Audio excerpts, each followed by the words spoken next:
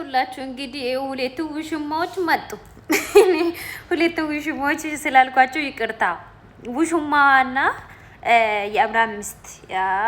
የአብርሃም ሚስትና ውሽማዎች መጥተዋል እና እያበዱ ነው። ሄርሜላ እያበደች ነው ያለች ዛሬ የሚል ሰው እየበዛ ነው።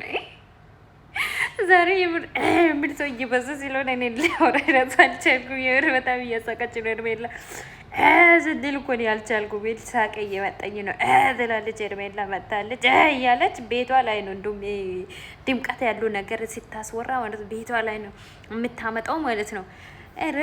ተረጋጉ፣ ካም ዳውን ሄርሜላ።